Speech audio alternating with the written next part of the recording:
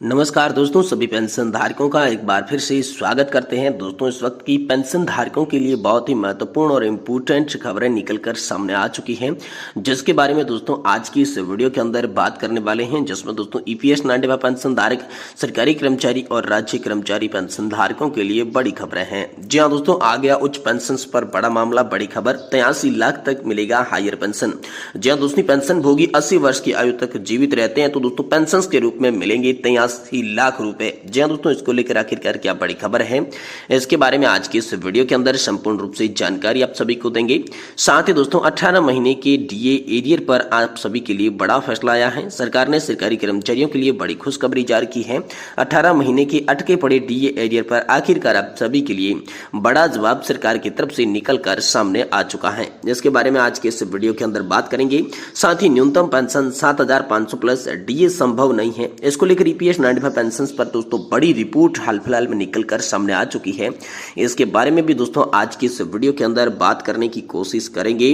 साथ ही साथ दोस्तों आप सभी के लिए एनपीएस छादित कई अध्यापक सेवानिवृत्त हुए, कई जिलों के शिक्षकों ने अपने खाते में धनराशि भी नहीं भेजी गई है। इसको लेकर दोस्तों यहाँ पर बड़ी खबर आप सभी के लिए हाल फिलहाल में निकल कर सामने आ सकती है। कहने के तो एनपीएस बहुत ही अच्छी है, किंतु सच्चाई क्या है, इसके बारे में बड़ी रिपोर्ट आई है। इसके बारे में भी आज की इस वीडियो के अंदर आप सभी को संपूर्ण रूप से जानकारी देने की कोशिश करेंगे। साथ ही साथ दोस्तों यहाँ पर पेंशन नियमों में बड़े बदलाव की तैयारी हो रही है। रिटायरमेंट के बाद 3 महीने तक डीले पर नहीं दिया जाएगा कोई ब्याज। जी हाँ दोस्तों, राजस्थान में पेंशन नियमों को बदलने की तैयारी की जा रही है। पेंशन में 3 महीने तक की देरी पर सरकार कोई ब्याज नहीं देगी। इससे ज्यादा देर हुई तो जीपीएफ दर पर दोस्तों आप सभी को ब्याज दिया जाएगा। तो दोस्तों राजस्थान के पेंशन धारकों के लिए भी दोस्तों अमर उजाला की ओर से बड़ी खबर निकलकर सामने आ चुकी है। इसके बारे में भी दोस्तों आज की इस वीडियो के अंदर बात करेंगे। यानी कि पेंशन को लेकर आई तमाम बड़ी खबरों की चर्चा आज की इस वीडियो के अंदर करेंगे। इसलिए आप सभी से निवेदन है कि दोस्तों वीडियो को आप लास्ट तक देखें। साथ ही साथ हमारे चैनल पर पहली बार विजिट कर रहे हैं, हमारी वीडियो को पहली बार देख रहे हैं, तो दोस्तों हमारी वीडियो को आप लाइक करें, अपने दोस्तों के साथ शेयर करें। तो चलिए सबसे पहले शुरुआत करते हैं। आ गई उच्च पेंशन की सबसे बड़ी खबर के बारे में। 83 लाख तक का मिलेगा हायर पेंशन।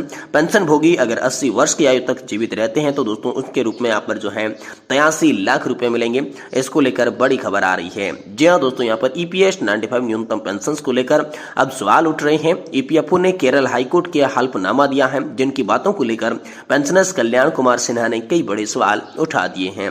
जी हाँ दोस्तों, उन्होंने बताया कि लुभावने अंदाज में ईपीएफओ हल्फनामे में कहता है कि यदि पेंशन भोगी 80 वर्ष की आयु तक जीवित रहता है तो उन्हें पेंशन के रूप में कुल 83 लाख रुपए मिलेंगे। लेकिन बड़ी आसानी से इस तथ्य को छुपाने की कोशिश करता है कि यदि पेंशन भोगी 70 वर्ष की आयु से पहले मर जाता है तो पेंशन फंड निवेश की गई राशि का क्या होगा। दोस्तों आपको बता दें कि ईपीएफओ ने अपने हल्फनामे में दोस्तों केरल हाईकोर्ट को बताया कि यदि वी आर बालू यदि 28.29 लाख रुपए उच्च पेंशन योजना से वापस लेते हैं तो उन्हें प्रति माह दोस्तों 31,000 रुपए उच्च पेंशन के रूप में अतिरिक्त राशि मिलेगी। इन्हीं केस के आधार पर दोस्तों 83 लाख रुपए की बात आ रही है। हर केस के लिए ये राशि दोस्तों अलग अलग आप सभी के लिए हो सकती है, लेकिन ये जो केरल का था इसी केस को लेकर दोस्तों आप सभी के लिए 83 लाख रुपए की बात की जा रही है। वहीं दोस्तों 18 महीने के बकाया डीए एरियर को लेकर बड़ा अपडेट है। केंद्र सरकार ने कर्मचारियों के लिए बड़ी खुशखबरी दी है। 18 महीने के अटके पड़े डीए एरियर को लेकर आखिरकार बड़ा फैसला आया है। जी दोस्तों, केंद्र सरकार के कर्मचारियों और पेंशन भोगी अप्रत्याशित गिरावट के कगार पर है, क्योंकि सरकार लंबित महंगाई भत्ते में बकाया का भुगतान करने पर विचार कर रही है। कर्मचारियों के लिए एक उज्जवल वित्तीय भविष्य का वादा करते हुए 18 महीने के बकाया डीए एरियर को खाते में स्थानांतरित करने की घोषणा की गई है। जी हाँ दोस्तों, केंद्र सरकार के कर्मचारियों को इससे आर्थिक राहत मिलेगी। केंद्र सरकार के कर्मचारी और पेंशन भोगियों के खाते में 18 महीने के बकाया डीए एरियर का सुचारू हस्तांतरण एक महत्वपूर्ण वरदान है। कर्मचारी विशेष रूप से उच्च पेंशन वर्ग के कर्मचारियों को यहाँ पर 2000 रुपए से अधिक का यहाँ पर लाभ देखने को मिल सकता है। तो ये बड़ी खबर हाल फिलहाल में आप सभी के लिए निकलकर सामने आ चुकी है। वहीं दोस्तों न्यूनतम पेंशन 7500 प्लस डीए संभव नहीं है। इसको लेकर दोस्तों ईपीएस 95 पेंशन पर बड़ी न्यूज निकलकर सामने आई है। ईपीएस 95 पेंशन को लेकर तनाव कम नहीं है। अब पेंशनर्स रामकृष्ण पिल्लई ने EPS 95 pensioners foreign light fertilizer पर पोस्ट करके बेचैनी बढ़ा दी है। दोस्तों त्रिपुरारी रत्न को संबोधित पोस्ट में कहा गया कि मेरा अटल राय है कि वर्तमान के नियम के हिसाब से न्यूनतम पेंशन 7,500 प्लस डीए संभव नहीं है। ध्यान में यह रखा जाए कि वर्तमान नियमों के अनुसार 7,500 रुपए पेंशन है, जो कि यहाँ पर अधिकतम बताई जा रही है। तो फिर न्यूनतम पेंशन 7,500 प्लस डीए कैसे हो सकती है? पेंशनर्स ने कहा तो फिर इतनी पेंशन पे पैसे कहाँ हैं? सरकार करदाताओं के पैसे से अधिक पैसा खर्च नहीं करना चाहता। पिछले वास्तविक मूल्यांकन के अनुसार ईपीएस घाटे में है। सेविंग कम पेंशन स्कीम में डीए नहीं हो सकता। यदि ईपीएस अधिशेष में है तो वह उसे विशेष रूप से बोनस घोषित कर सकता है।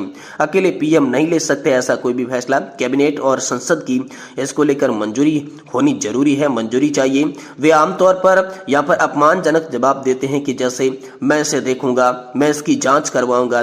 यदि मैंने असम, हिमाचल आदि में एक यूनियन लीडर के रूप में काम किया है तो इसे अच्छी तरीके से जानता हूं। दोस्तों यहाँ पर पीएफ सब्सक्राइबर के साथ कम से कम 5,000 पेंशन मिलनी चाहिए, इसको लेकर बड़ी खबर आई है। पेंशनर शशि नायर ने लिखा कि निजी क्षेत्र में हर मजदूर 12 घंटे मेहनत करके टैक्स देकर देश का नाम रोशन कर रहा है। मध्यम वर्ग के लोग केवल विकास के लिए काम कर रही हैं। असंगठित क्षेत्र में काम करने वाले प्रत्येक व्यक्ति को पीएफ सब्सक्राइबर से कम यहाँ पर जो है 5,000 रुपए पेंशन मिलनी चाहिए। और इसी मकसद के लिए दोस्तों आगे कर ईपीएस 95 पेंशन धारकों को बात रखनी चाहिए। साथ ही साथ दोस्तों अगली बड़ी खबर की बात करें तो कहने को तो दोस्तों एनपीएस बहुत अच्छी है, किंतु सच्चाई ये नहीं है। दोस्तों यहाँ पर 1 अप्रैल 2005 के बाद नियुक्त एडेड माध्यमिक विद्यालय के कई शिक्षकों और कर्मचारियों की कटौती की धनराशि नेशनल पेंशन स्कीम के तहत उनके प्राण खाते में जमा नहीं होने के कारण उनके सामने नया संकट खड़ा हो गया है। जो शिक्षक और कर्मचारी 31 मार्च को सेवानिवृत्त हुए, उनमें से कई ऐसे खाते में जो है कटौती की धनराशि जमा नहीं करने से उनके देयक और 1 अप्रैल को नहीं मिले हैं। अब सेवानिवृत्त होने से बाद नहीं मिलेगा। प्राण खाते में यहाँ पर जो है जन धनराशि की जमा वाले 40% राशि व पेंशन आदेश नहीं मिलने की वजह से वह परेशान हैं। दोस्तों यहाँ पर जो है धनराशि यहाँ पर जो है जमा नहीं हुई है। दोस्तों इसके लिए डिमांड भेजी गई है। प्रयागराज में 8, फतेहपुर में 9, मऊ में 1 तथा कई अन्य जिलों में एनपीएस से आच्छादित 31 मार्च को यहाँ पर सेवानिवृत्त हुए। प्रयागराज, कांस, बस्ती, कुशीनगर सहित कई जिलों में यहाँ पर प्राण खाते अपडेट नहीं हुए, जिससे धनराशि का अवगणत नहीं हो रहा है। दोस्तों एनपीएस आच्छादित कई अध्यापक सेवानिवृत्त हुए। कई जिलों में शिक्षकों ने प्राण खाते में धनराशि जमा नहीं की गई।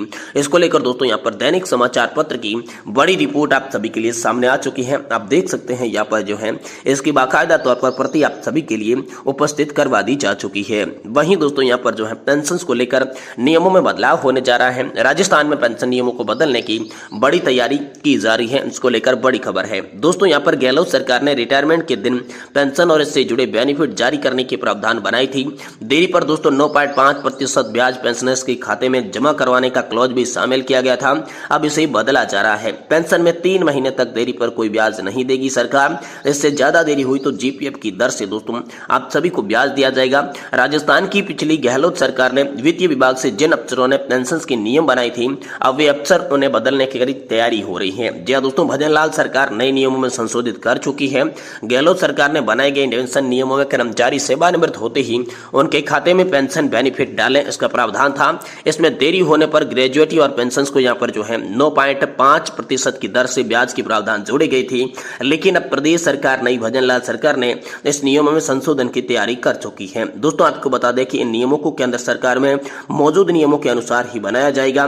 इससे पेंशन बेनिफिट रिटायरमेंट की तिथि से 3 महीने तक अवधि में दिए जाएंगे, तो उस पर सरकार कोई भी ब्याज नहीं देगी। वहीं इससे अधिक अवधि होती है तो दोस्तों जीपीएफ की मौजूद ब्याज दर से हिसाब से प्रतिदिन ब्याज दे होगा। जीपीएफ की ब्याज दर लगभग 8% के आसपास रहती है और इससे यदि सरकार को ब्याज देना पड़े तो दोस्तों उसमें 1 से 1.5% की बचत या दर हो जाएगी। तो दोस्तों पेंशन में देरी के कारण बदलने पड़ रहे हैं दोस्तों यहाँ पर नियम। पिछली गहलोत सरकार ने इन्हीं अफसरों से पेंशन में नियम तैयार करवाए थे, नोटिफिकेशन करवाया था। लेकिन पेमेंट सिस्टम की सेंट्रलाइज्ड व्यवस्था में मन मर्जी की भुगतान होने के चलते पेंशनर्स को भुगतान में लगातार देरी हो रही थी। मौजूद समय से पेंशन बेनिफिट में 6 से 7 महीने तक डिले चल रहा है। इससे सरकार के समक्ष न सिर्फ इतनी बड़ी रकम की एक मुश्त अदायगी का बोझ आ रहा है, बल्कि इस पर करोड़ों रुपए का ब्याज भी सरकार को देना पड़ रहा है। इसी को लेकर दोस्तों सरकार जो है नियमों के अंदर बड़े बदलाव यहाँ पर राजस्थान की पेंशन सिस्टम को लेकर कर रही है।